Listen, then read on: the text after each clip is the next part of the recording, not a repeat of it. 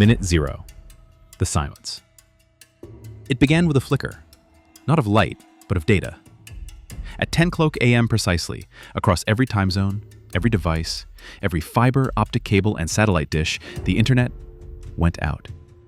Not just a local outage, not just a regional hiccup, but a global, instantaneous, absolute cessation. The little network icons on phones and laptops went gray, then vanished. People frowned. A collective sigh of mild annoyance rippled across the planet. "Huh, the internet went out," mumbled billions. Minute 1. The first shivers. The initial reaction was a shrug, quickly turning to confusion. Cellular data, intrinsically linked to the global internet infrastructure, failed simultaneously. Tweets failed to send. Instagram feeds froze. The first genuine frowns appeared. Commuters on trains found their navigation apps blank. Stock traders stared at frozen screens, a knot of unease tightening in their stomachs. Somewhere, a smart home light bulb, dependent on a constant internet connection, winked out. Minute 3. The panic sets in. The mild annoyance curdled into widespread frustration, then genuine alarm. Automated payment systems sputtered. Cash registers, reliant on network verification, refused transactions.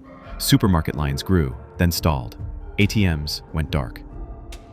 People tried to call loved ones, only to find landlines, surprisingly still in use by some, also dead. The underlying infrastructure too intertwined with internet protocols. Businesses began sending employees home, but the digital clock-in systems were offline. A palpable current of fear began to hum. Minute 5. Infrastructure grinds to a halt. The true horror began to unfold. Traffic lights, managed by centralized smart grids, froze on arbitrary colors, creating instant, chaotic gridlock in every major city. Airports went silent. Air traffic control towers unable to communicate with planes suddenly flying blind. Trains coasted to a halt, their automated safety systems failing.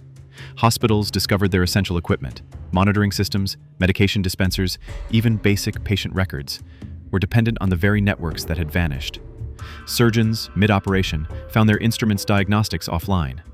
Minute 8. The thin veneer cracks.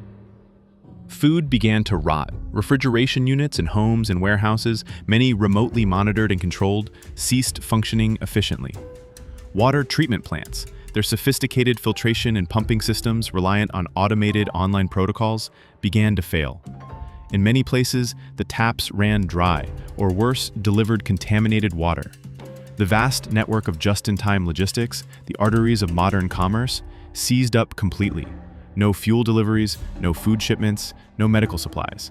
The cries of hungry children and the wails of the sick began to echo from apartments. Minute 10.